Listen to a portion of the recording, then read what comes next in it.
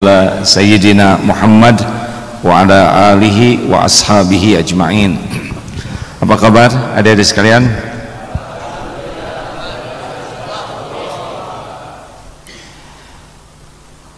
Siapakah orang yang paling sukses? Siapa yang paling sukses? Yang paling takwa. Jangan kagum kepada duniawi ini. Jangan kagum kepada harta melimpah, kekayaan, gelar yang panjang, follower yang banyak, penampilan yang dianggap keren. Jangan kagum, ya.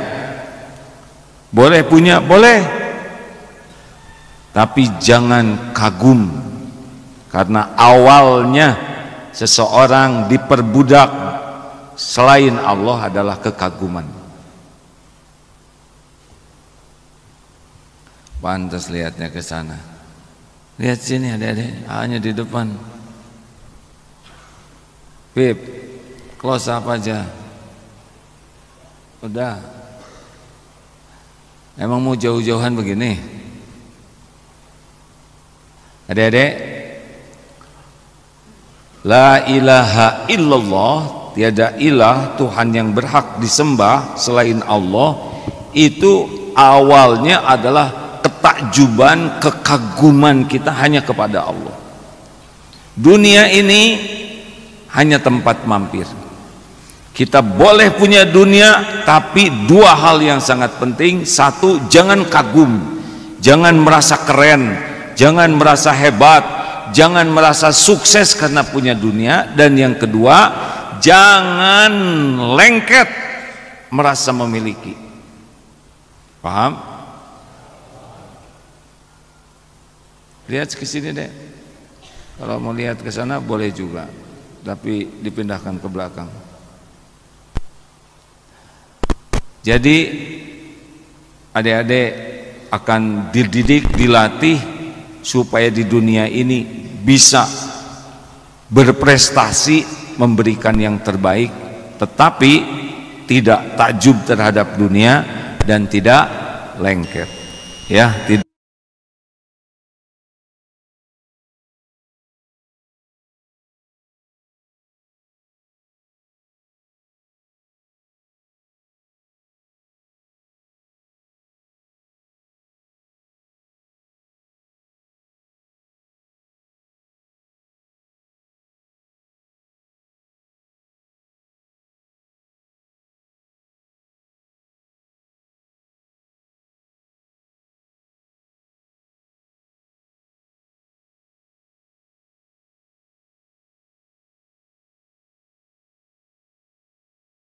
Banyak orang yang zolim atau yang tidak ingat ke Allah, kasih followernya sangat banyak. Benar?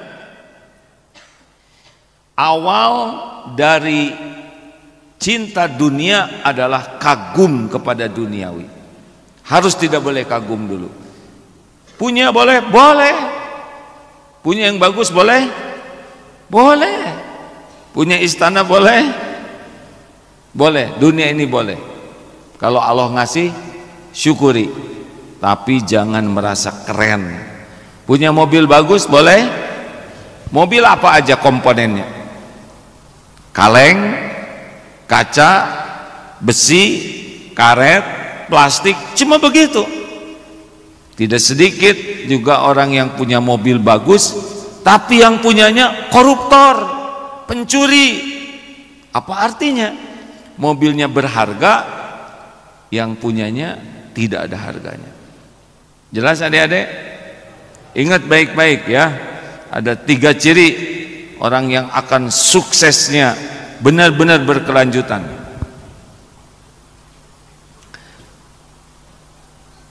Jangan lupa kesepakatan kita, boleh ngobrol, tapi yang ngobrol berdiri. Kelas 3 kalau ngobrol boleh, tapi berdirinya di kolam, ya. Kenapa kelas 3 berdiri di kolam? Karena kelas 3 harus jadi contoh kepada adik-adiknya. Tidak dilarang ngobrol, silakan saja, tapi yang ngobrol berdiri. Sepakat? Ada yang keberatan? Ada yang keberatan? Ya, di sini tidak ada hukuman.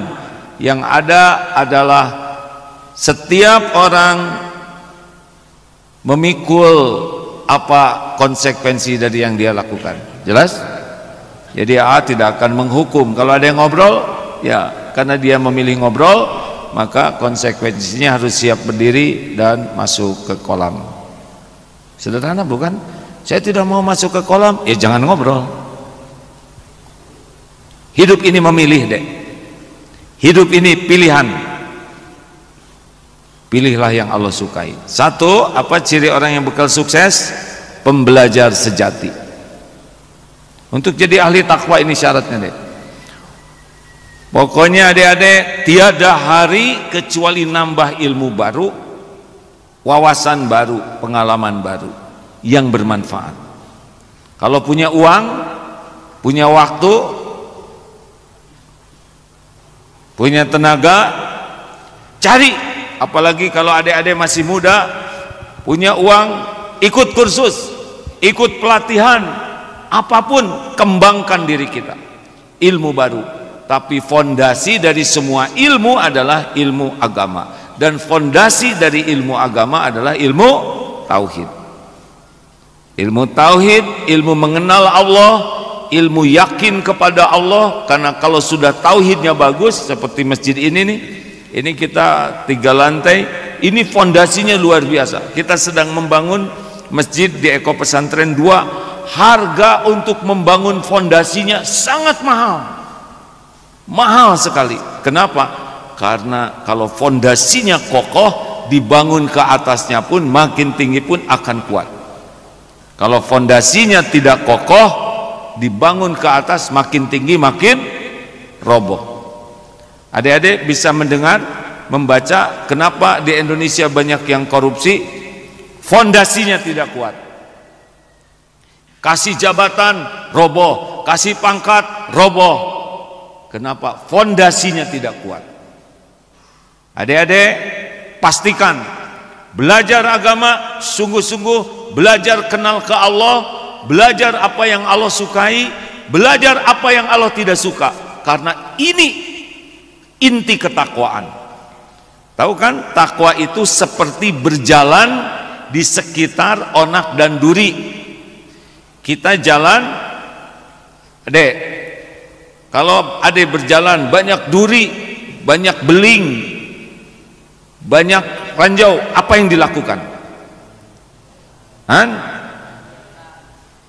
Berjalan banyak duri, apa yang dilakukan ketika jalan harus ke sana tapi banyak duri?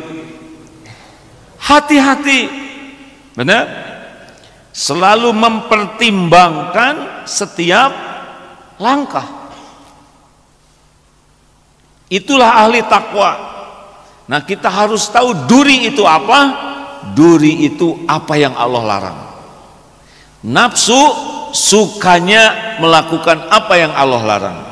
Orang takwa mengendalikan diri sehingga memilih apa yang Allah suka. Coba dengar. Nafsu kita, ya, sukanya kita tahajud atau tidur? Allah sukanya kita tahajud atau tidur? Ciri ahli takwa itu adalah sedikit tidur dan di penghujung malam selalu minta ampun ke Allah. Ini adik-adik kalau mau jadi ahli takwa, orang yang sukses dunia akhirat, tidak boleh lepas tahajud dan selalu bertaubat di penghujung malam. Nafsu sukanya makan atau saum? Makan. Allah sukanya kita makan banyak atau saum? Tuh. Nafsu sukanya kita lihat video dan medsos yang sia-sia atau sibuk dengan baca Quran atau yang manfaat? Nafsu maunya yang sia-sia, Allah sukanya yang manfaat. Apa pada lihat ke belakang? Ini yang aslinya, Dek. Terserah deh adik-adik. Aneh ya, udah dideketin yang asli, yang dilihat yang di belakang. Akan jadi nggak enak ada yang ngeliatin begini. Tapi nggak apa-apalah, kita tidak usah bertengkar. Jadi tidak mungkin kita bisa melangkah dengan selamat kalau kita tidak tahu ilmu ranjau dan yang tanpa ranjau. Mengerti?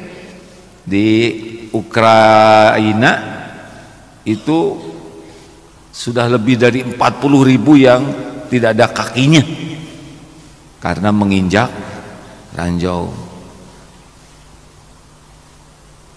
Kita kalau tidak tahu apa yang Allah larang, kita akan menginjak ranjau. Jadi pentingnya belajar agama, kita kenal kepada Allah, siapa pemilik jagad ini, siapa yang maha kuasa, siapa yang maha hebat, pemilik penentu segala-galanya, dan cari ilmu apa yang Allah suka. Allah suka itulah keselamatan, yang Allah larang itulah kebinasaan. Mengerti? Ujiannya apa? Ujiannya nafsu kita lebih senang kepada yang Allah tidak suka. Itu makanya orang berjatuhan itu kalau dia kalah oleh nafsunya. Belajar terus ya dek. Tahu mana yang paling mudah bisa mengenal Allah? Dari apa? Dari Al-Quran. Baca Al-Quran dengan terjemahnya. Harus.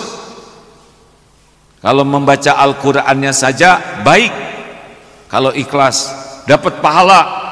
Tetapi kalau baca Al-Quran dan memahami artinya, dapat hidayah, petunjuk. Paham?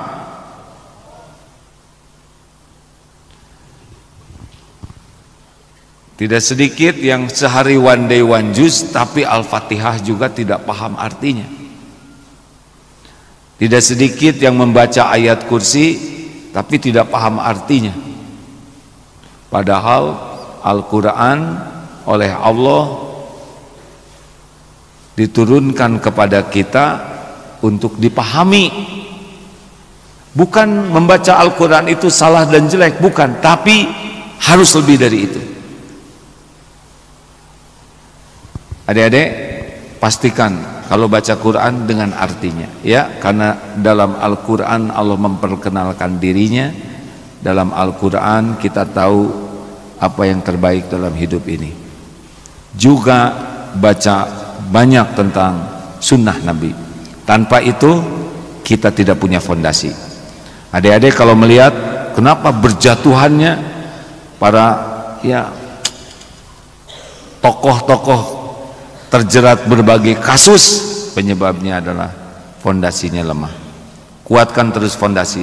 Beruntunglah adik-adik berada di pesantren.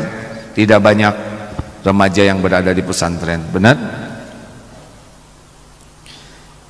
Ada remaja yang karena ingin motor tidak dibelikan ibunya dan bapaknya, na'udzubillah, dianiaya. Itu pasti fondasinya tidak ada. Ada yang ibu bapaknya meninggal dan anaknya bertengkar masalah warisan, pasti fondasinya lemah. Ada yang masa remaja, na'udzubillah dek, waktu itu suatu saat ada seorang ibu, lama ini ya, tahun 90-an, bergetar dan ayahnya itu sudah tidak bisa bicara banyak. Bawa anak perempuan SMP pakai jaket. Ternyata anak SMP ini hamil. Malu luar biasa. Sampai ibunya juga jadi depresi, tertekan. Kenapa? Karena fondasinya lemah sehingga tidak bisa menyikapi nafsunya dengan benar. Begitulah adik-adik berjatuhannya orang-orang karena lemah ilmu agamanya dan lemah kemampuannya mengendalikan nafsu. Maka adik-adik riadoh terus. Siap-siap jadi pecundang, siap-siap roboh, siap-siap jadi orang yang hina dan celaka kalau tidak punya fondasi ilmu agama dengan baik dan terus-menerus belajar. 2. Oh ya, orang yang paham ilmu agama bukan yang banyak ilmu pengetahuannya. Orang yang paham ilmu agama adalah orang yang yang mengamalkan. Wah, ini banyak ilmunya, cuma jarang sholat, dia tidak mengerti. Orang yang paham ilmu sholat adalah orang yang sholatnya bagus. Ini nilainya bagus nih, hafalannya, tapi kelakuannya tidak cocok, belum paham. Yang dimaksud orang yang paham agama yaitu yang mengamalkan. Al-Quran diturunkan oleh Allah untuk diapain? Untuk diapakan? Diamalkan. Makanya ilmu seseorang itu bukan dilihat dari hafalannya, ilmu seseorang dilihat dari amalannya. Siapa di sini yang paling banyak pengetahuan agamanya? Lihat yang paling banyak mengamalkan. Keledai bawa buku banyak. Apa artinya banyak buku? Kalau keledai tidak mengerti, benar?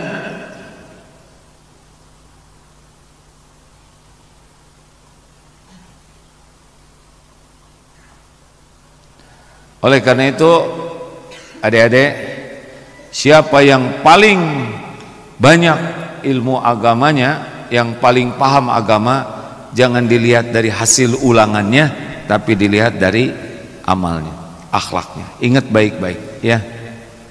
Mau ilmu hafal hadis sebanyak apapun, kalau dia tidak mengamalkan, untuk apa ilmu tersebut kalau tidak diamalkan? Paham? Dua, ciri yang kedua orang akan sukses dalam hidup ini adalah zuhud, tidak cinta dunia. Ini yang tadi dibahas. Pokoknya berjatuhannya para pemuda kalau sudah menganggap dunia ini keren, dunia ini hebat, dunia ini sukses. Tidak, jangan seperti itu. Yang sukses itu adalah yang menjemput dunianya jadi makin takwa, dan sesudah dapat dunia makin takwa, itu sukses. Jadi sebentar lagi ada pilpres, kita cari pemimpin yang paling mengenal Allah, paling berusaha taat kepada Allah, karena pemimpin yang takwa akan dibimbing oleh Allah dalam memimpin. Ya, inna akramakum indallahi atqakum. Carilah pemimpin yang paling kenal kepada Allah dan yang paling patuh kepada Allah sekuat tenaga. Perkara nanti siapa yang ditakdirkan jadi presiden Indonesia, itu terserah Allah nanti yang menakdirkan. Tapi kita berusaha memilih yang baik adalah amal soleh kita. Tapi ya tidak usah marah-marah, musuh-musuhan, mau apa? Tidak usah ya. Tetap pilpres ini tidak boleh merusak akhlak kita, tidak boleh merusak kata-kata kita, tidak boleh merusak hati kita. Bisa dipahami adik-adik? Sampaikan nanti ke orang tua, Pak, Bu, urusan pilpres jangan sampai membuat persaudaraan jadi rusak, hati jadi busuk, kata-kata jadi kotor. Tidak boleh. Dari dulu juga sudah ganti-ganti presiden, biasa saja, benar? Dan jangan merasa bahwa solusi itu karena ada presiden. Tidak, solusi terbaik itu kalau Allah menolong kita. Benar? Siapa yang menciptakan kita? Siapa yang menghidupkan kita? Siapa yang memberi rizki? Siapa yang mengangkat derajat? Siapa yang menutupi aib dan dosa kita? Siapa yang bisa mengampuni? Siapa yang punya surga? Kita pilih presiden yang terbaik menurut pengetahuan kita dan hasil istiqoroh, tapi tetap kita tidak boleh bersandar kepada siapapun, karena yang menjamin kita adalah Allah Subhanahu wa taala. Jelas adik-adikku? Mau kuliah di mana? Ada yang mau di mana? Pengadilan? Madinah? Mudah susahnya kuliah di Madinah tergantung apa? Allah. Kalau Allah memudahkan, wa yuridka bi khairin fala radda li fadli. Kalau Allah menghendaki kebaikan tidak ada yang bisa nolak. Ada yang mau kuliah di sana, luruskan niat. Mau apa kuliah di sana? Supaya keren, supaya punya gelar LC, supaya disebut lulusan Madinah, itu duniawi.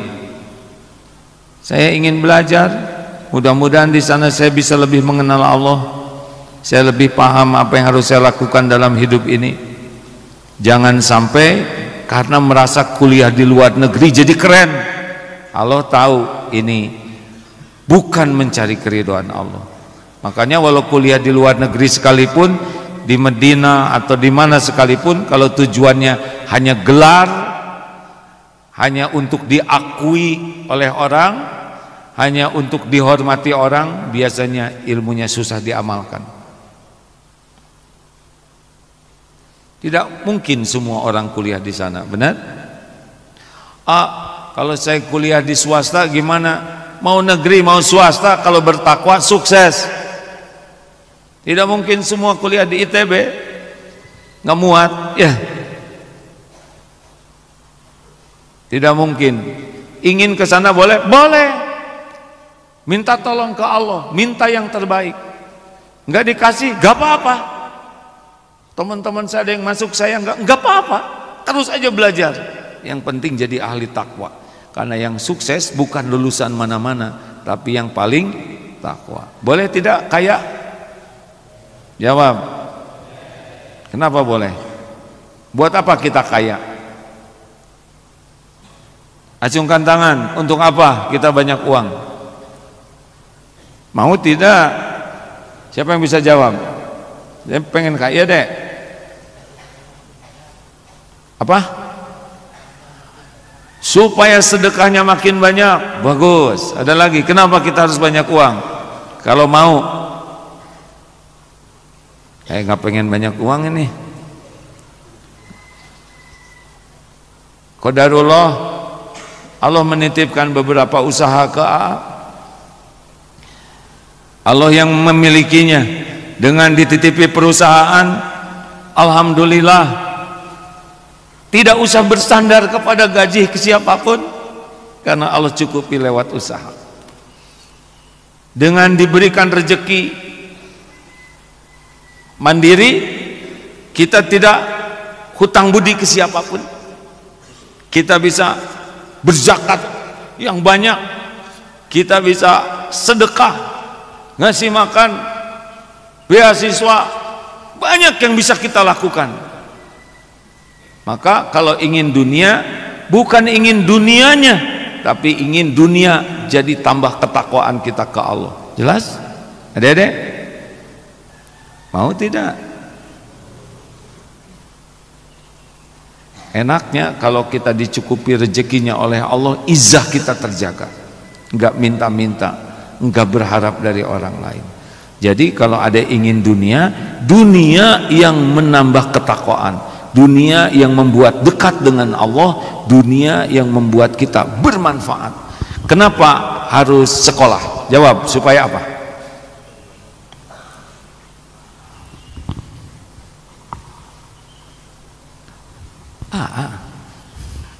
Kenapa sekolah? Adik-adik kenapa sekolah? Cari ilmu. Untuk apa ilmu? Untuk masa depan. Masa depan apa? Bagaimana? Masa depan kan mati, ya kan? Ujungnya apa? Mati. Supaya apa kita cari ilmu? Mencari keridhaan Allah, itu karena Allah nyuruh belajar. Terus mau diapain ilmu ini? Diamalkan supaya apa? Khairun nas anfa'uhum linnas. Sebaik-baik manusia, manusia yang paling banyak manfaatnya. Kenapa kita kuliah? Supaya ilmunya nambah, supaya makin yakin ke Allah dan makin manfaat. Kalau nggak ada ilmunya susah, mau manfaat bagaimana?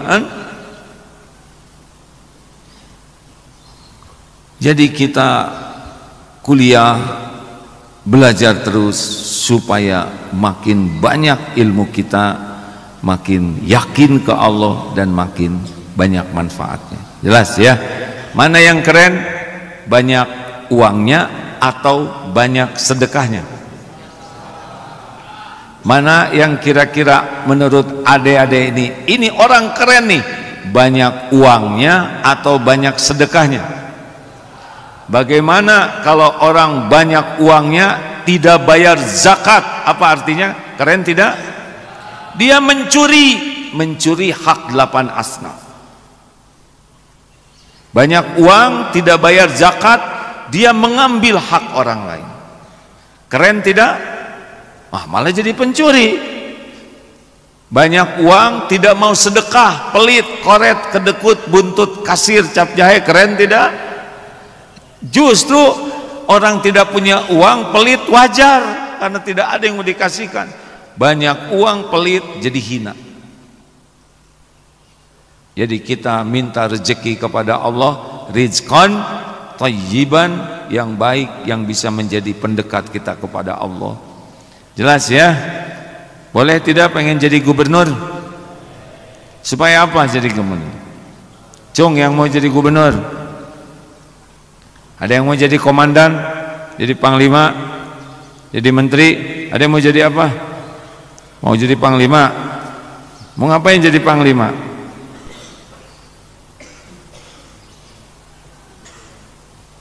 Menjadi orang bermanfaat. Kalau jadi komandan, ini punya teman komandan prajurit yang belum bisa baca Quran, siapa? Belajar sekarang. Jadi tentara tidak lama, suatu saat akan mati. Tidak mengenal Al-Quran, tidak mengenal petunjuk Allah, repot. Belajar. Sebelum lari subuh, sholat dulu. Keputusan komandan itu.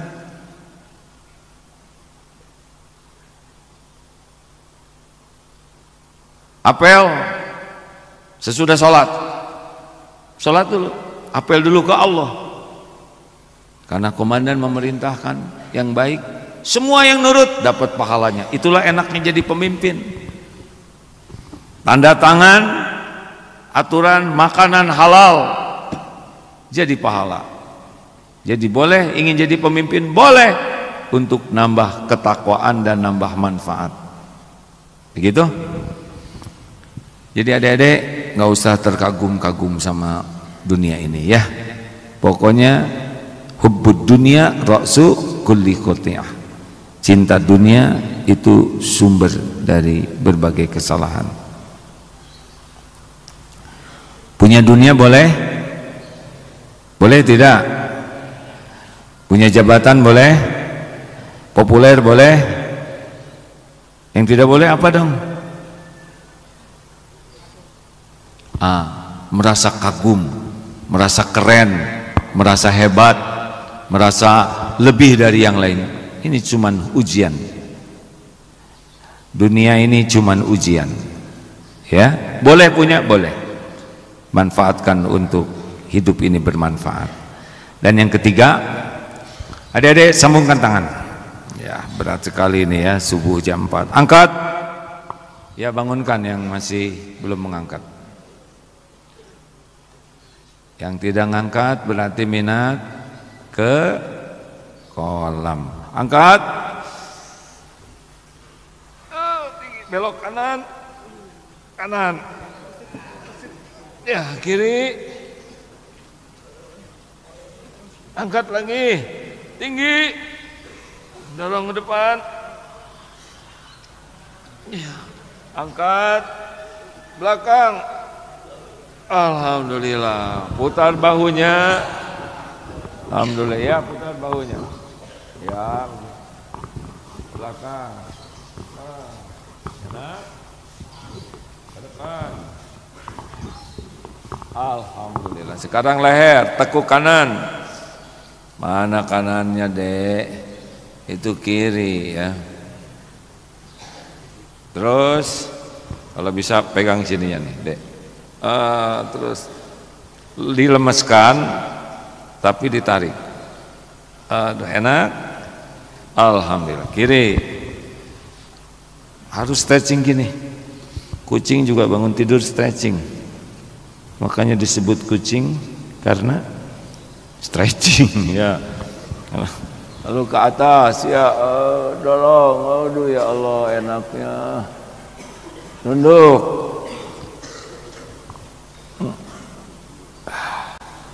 Putar yang lebar. Balas.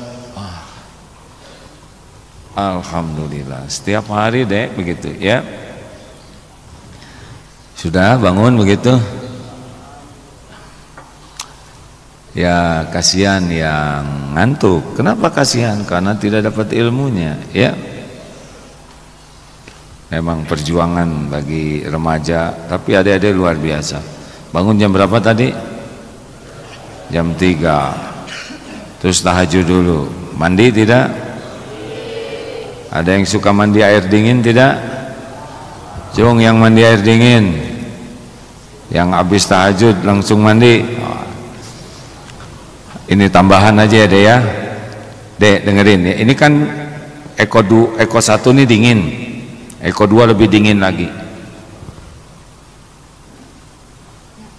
Mandi pakai air dingin bagus. Daya tahan tubuh akan meningkat, imunitasnya. Sel darah putih meningkat. Kemudian lebih fresh, jantung, peredaran darahnya akan lebih baik. Ini kata para ahli ya. Apalagi mandi air es. Itu jauh lebih nikmat. Benar deh, akan jauh lebih segar. Maka usahakan kalau sebelum tahajud bisa mandi. Gak usah berlama-lama. Air dingin itu sangat menyehatkan. Terakhir, yang ketiga, apa tentang cinta dunia? Dalilnya ijhad fid dunya yuhibbukallah wajhad fima 'indan nas yuhibbukan nas. Zuhudlah terhadap dunia, Allah mencintaimu. Zuhudlah dengan apa yang di tangan orang, orang akan mencintaimu. Jangan ngarep-ngarep, jangan iri dengan rezeki orang, jangan ngarep-ngarep dikasih, gak usah. Aib, minta-minta itu aib, hina. Dengar baik-baik, minta-minta itu apa? Aib, hina kalau kita mampu. Kalaupun suatu saat kita terpaksa minta karena keadaan, mulut yang minta, hati tetap minta ke Allah. Dan pastikan balas budi. Jangan biarkan hutang budi. Kalau kita terus menerus begini ke orang, pasti kita dibuat hina. Jangan, sepanjang kita mampu, enggak ada minta-minta ya. Kalau ada antrian makanan untuk kaum duafa, ikut antri tidak? Jawab. Kenapa tidak ikut antri? Kita bukan duafa. Kalau kita masih mampu, jangan. Pembagian roti untuk yang tidak mampu, kita mampu, jangan antri. Aib, dengarkan adik-adik, aib bagi kita. Minta-minta kalau kita mampu, aib. Ingin ditraktir orang, ingin diongkosin, padahal kita mampu, aib. Dengar baik-baik ya. Karena banyak orang yang punya jabatan, punya kedudukan, minta diongkosin, minta ini. Kalau kita mampu, kita bayar. Kalau nggak mampu dan tidak penting, nggak usah. Yang terhormat itu nraktir. Bagaimana kalau saya tidak minta-minta tapi saya dikasih? Kalau itu rezeki ya. Kita ditraktir rezeki, tapi jangan ngarep-ngarep ditraktir, membuat kehormatan kita jadi turun. Bisa ngongkos, ongkos sendiri. Bisa jajan, bayar sendiri. Paham adek-adek? Ingin terhormat tidak? Jadi seorang muslim itu terhormat, tapi kelakuan toma itu yang membuat kita dihilangkan kehormatannya. 3. Yang ketiga, kalau adik-adik ingin sukses, ini ya, dengar. Tiap waktu PDLT. Ulangi. Mana yang paling penting bagi kita? Dipuji atau dikoreksi? Diberikan pujian atau diberikan masukan? Mana yang paling penting bagi kita? Disebut-sebut kebaikan kita atau diberitahu kekurangan dan kesalahan kita? Jawab. Mana yang penting bagi kita? Dipuji, dikasih tahu kelebihan, atau dikasih tahu kekurangan kita? Kalau adek punya upil di sini, mana yang paling penting? Dipuji atau dikasih tahu punya upil? Yang ngasih tahu itu orang zolim atau orang baik? Kita berterima kasih atau ngambek? Begitu. Tiap sholat kita doa ihdinas siratal mustaqim, minta diberi petunjuk jalan yang lurus.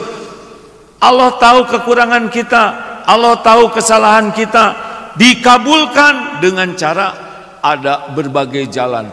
Kang, kok gitu? Kebanyakan ngomong tuh, prakteknya kurang. Ini penghinaan atau pertolongan Allah? Pertolongan Allah. Kita jadi tahu kekurangan kita. Yang kita perlukan itu adalah orang-orang yang bisa memberitahu kekurangan kesalahan kita. Yang memuji gak penting sama sekali bagi kita. Karena orang yang tamak akan pujian, orang yang serakah akan penghargaan, kecenderungannya munafik. Dengar adik-adik, kalau kita sudah fokusnya hanya ingin dinilai orang, hanya ingin dipuji, hanya ingin dikagumi, cenderungnya dekat dengan sifat munafik. Hanya ngebagus-bagus topeng, isinya enggak bagus. Jelas adik-adik, mana yang paling penting, isinya atau casingnya? Casing bagus boleh? Boleh, tapi isinya lebih bagus. Nikmati punya teman yang suka mengoreksi. Kamu kebanyakan ngomong, kurangi. Siap, beres. Jangan nyontek, pengecut nyontek. Siap. Pokoknya orang yang beruntung adalah orang pemberani sejati, adalah orang yang paling bisa berani melihat kekurangan kesalahan diri. Kalau dikoreksi, dikritik, itu nikmat atau musibah? Jawab. Kalau kita dikritik, dikoreksi, itu nikmat atau musibah? Kalau dipuji, lebih berat mana cobaan dalam hidup? Dikritik atau dipuji? Mana yang paling mudah membuat lupa ke Allah? Itu yang berat. Kalau orang sudah sangat senang dipuji, sangat senang dianggap keren, hebat, pintar, sukses, udah lewat itu kebahagiaan. Karena bahagia itu kalau ikhlas, dan syarat orang menjadi ikhlas diantaranya tidak menikmati dan tidak tenggelam dalam kesenangan dipuji orang. Paham? Paham tidak adik-adik? Maaf para pemirsa, beginilah ya kalau ngajar harus bersaing dengan rasa capek, ngantuk. Adik-adik ini bangunnya pagi sekali plus dingin. Kebayang kalau ngajarnya tidak pakai semangat, sama dengan membuat pules ya. Ini saja sudah menggebu-gebu begini. Sebagian ini masih perjuangan. Ini para orang tua jangan-jangan lagi nonton ini adik-adik. Misalkan bangun ya, wah anak saya pantas katanya kurang perubahan, tidur melulu. Berjuanglah ya. Jadi hanya orang-orang yang gigih memperbaiki diri, orang yang akan menjadi baik. Orang yang rendah hati selalu menikmati pertambahan ilmu baru, dikritik, diberi saran. Dan ciri khas orang yang akan sukses adalah tidak sibuk menjawab. membela diri. Kang, ini ya saya sadari itu sikapnya kelihatannya sombong seperti itu. Baik, saya akan evaluasi, saya tafakuri segera, saya perbaiki. Tidak boleh sibuk bela diri. Orang yang sibuk bela diri padahal salah, itu ciri khas orang yang tidak akan bisa memperbaiki diri. Paham? Jadi kalau dikritik, dikoreksi, apa yang kita lakukan? Berterima kasih. Perlu kita sibuk bela diri? Kalau kita salah, jawab enggak. Jangan suka sibuk memberikan alasan kalau sudah salah, karena alasan itu memperjelas kesalahan. Ulangi.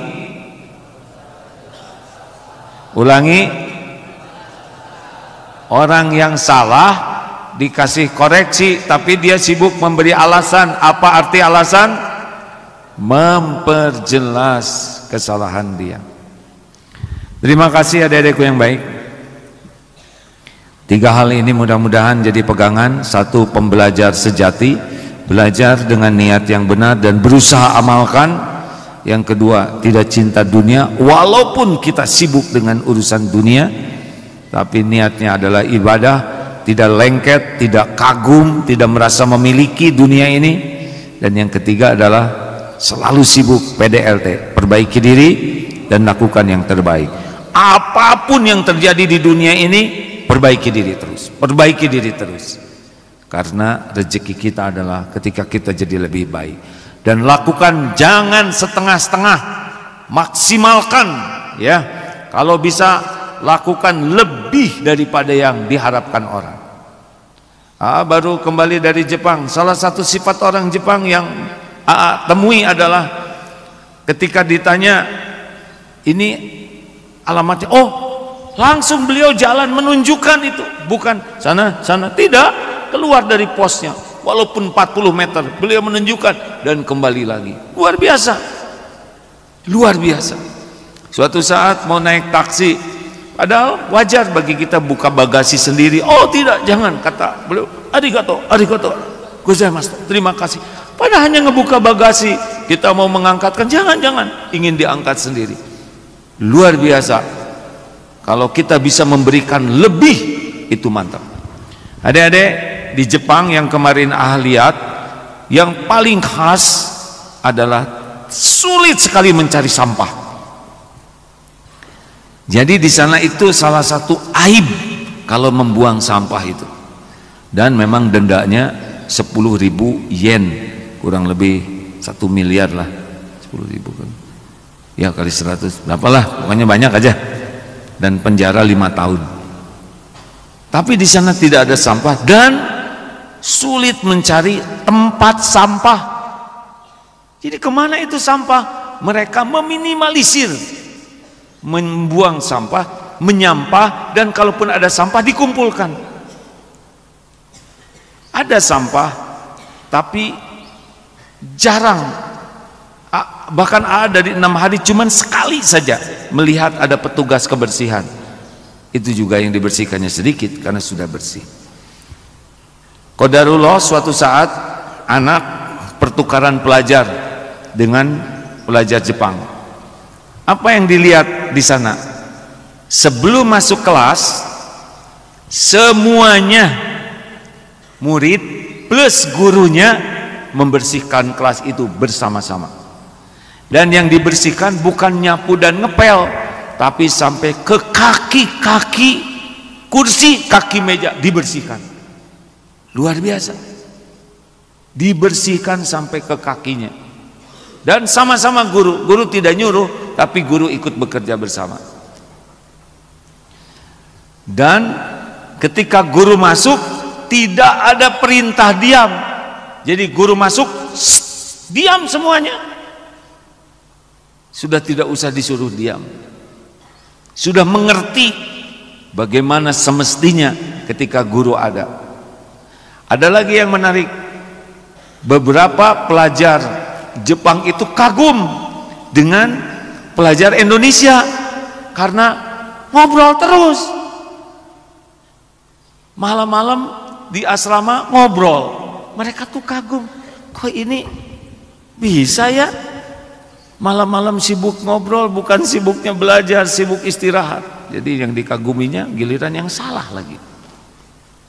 Itu cerita dari anak. Plus tidak ada toilet yang kotor. Di sana ke toilet umum tidak ada yang kotor. Padahal Islamlah yang sangat mengajarkan kebersihan, benar? Maka kemarin AA sudah minta ke semua pengurus yayasan BRTTT, BR3T. Apa BR3T? Bersih, rapi, tertib, teratur, terpelihara. Ini langsung berkonsekuensi. Kalau kelas, sekolah kotor, toilet kotor, maka sangat besar kemungkinan kepala sekolahnya akan diganti, diturunkan. Kenapa? Karena pendidikan karakter disiplin dari BRTTT ini. Jadi apa yang harus dilakukan? Kepala sekolah di rumahnya harus BRT3T. Kalau di sekolahnya berusaha bersih, rumahnya tidak, dia tidak akan rapi. Maka dicek nanti semua rumah para pimpinan BR3T atau tidak. Kalau tidak, tidak bisa. Kenapa begitu penting? Karena di sini karakter. Orang yang tidak bersih, tidak rapi, tidak teratur, tidak terpelihara, pemalas, egois, tidak disiplin, tidak punya tanggung jawab, tidak punya rasa malu. Apalagi orang yang tidak BRTT itu pemalas, tidak tanggung jawab, tidak disiplin, zolim. Karena dia menempatkan sesuatu yang tidak pada tempatnya, zalim namanya. Tidak boleh santai seperti ini. Tolong diingatkan ini kepala sekolah yang hadir dan sebagainya, para guru. Ini adalah pelajaran Islam, bukan pelajaran Jepang. Jepang begitu diperlihatkan oleh Allah, tanpa iman begitu sudah bagus. Kita BRTT itu amal soleh. Paham? Adik-adik siap ini? Kalau nanti ada toilet yang tidak bersih, dikunci. Loh, kami gimana dong? Cari selokan. Ya.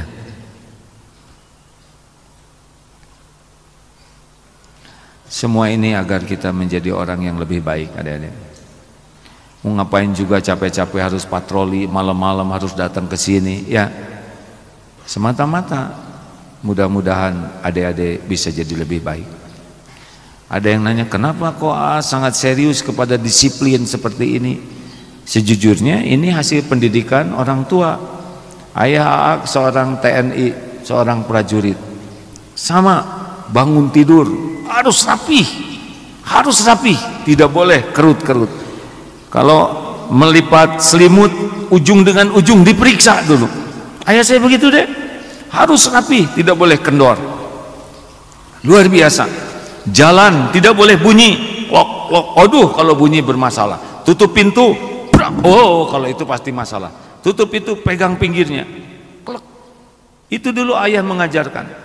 Kalau makan treng trong, oh masalah itu. Harus sangat dijaga. Ya dulu memang pendidikannya agak keras ya. Kalau salah jungkir, merayap, begitulah. Kalau masalahnya besar dikasih selang dikit, ya. Di sini tidak ada kekerasan. Tapi adik-adik harus dapatkan. Ya, saya dipendidikan oleh orang tua dulu waktu kecil berbekas. Syariatnya sekarang pesantren bisa seperti dengan izin Allah seperti ini. Kalau adik-adik berubah semuanya, Indonesia akan jauh lebih baik ke depan. Ada yang nanya, kenapa sekarang lebih semangat ngajar santri dibanding ke TV? Ini masa depan negeri ini. Di TV belum tentu ada yang nonton juga, dan yang nonton belum tentu senang mempraktekannya. Ini setiap hari adik-adik dididik dan dilatih. Maka manfaatkan takdir ini sebaik-baiknya. Ya, adik-adik masa depan bangsa ini. Kita tidak tahu, siapa tahu yang jadi menteri di sini, yang menjadi jenderal, yang jadi panglima, yang jadi gubernur, siapa tahu takdirnya ada dari sini, atau jadi ulama, atau jadi presiden, tapi memiliki karakter baku, baik dan kuat. Apa karakter baiknya? Ikhlas, jujur, tawadu. Pegang ini fondasinya ya. Ikhlas itu bertauhid, jujur itu bebas dari munafik, tawadu itu bebas dari sombong. Apa karakter kuat yang harus kita miliki? Berani.